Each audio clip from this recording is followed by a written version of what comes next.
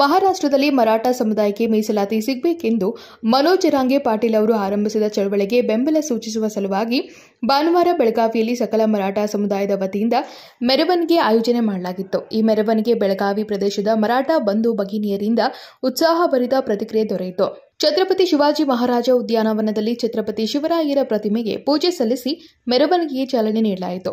ಅಲ್ಲಿಂದ ಎಸ್ಪಿಎಂ ರಸ್ತೆ, ಕಪಿಲೇಶ್ವರ, ಶನಿ ದೇವಸ್ಥಾನ, ಹೇಮು ಕಲಾನಿ ಚೌಕ, ರಾಮ್ಲಿಂಗ್ ಕಿಂಡಗಲ್ಲಿ ಮಾರ್ಗವಾಗಿ ಧರ್ಮವೀರ ಸಂಭಾಜಿ ಚೌಕದಲ್ಲಿ ಮೆರವಣಿಗೆ ಸಂಪನ್ನವಾಯಿತು.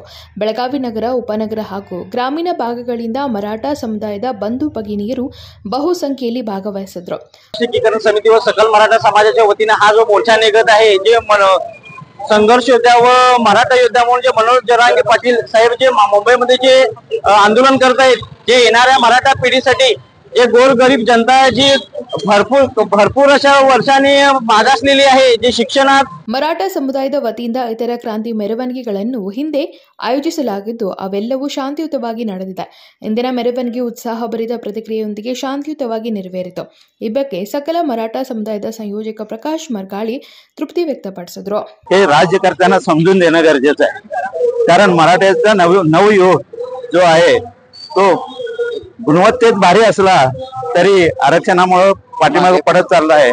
त्यामुळे त्या युवकाला त्याच्या हाताला हात काम मिळण्यासाठी निश्चित काहीतरी होणं गरजेचं आहे. या उद्देशातून हा आरक्षणाचा घाट घातला गेला आहे. महाराष्ट्र सरकारने अनेक वेळा प्रयत्न केले, पण ते आरक्षण टिकलं नाही आणि आरक्षण देण्याची मानसिकता कितपत आहे हेही तपासलं पाहिजे. या उद्देशाने मनोज जरांगे पाटील जे आंदोलन करत आहेत, जरांगे पाटील हे मराठा समाजाला आरक्षण मिळू दे यासाठी, या मागणीसाठी उपोषणाला बसलेले आहेत मुंबईमध्ये. आम्ही देखील सीमा भागातील संपूर्ण मराठी भाषिक मराठा समाज मनोजदादा जरांगे पाटलांच्या आंदोलनाला पाठिंबा देण्यासाठी आपण सर्वजण या ठिकाणी तातडीनं या ठिकाणी आज आम्ही मोर्चा काढलेला आहे आणि मोर्चाच्या माध्यमातून विनोद कोलकार, KMM कन्नड न्यूज, बेळगावी.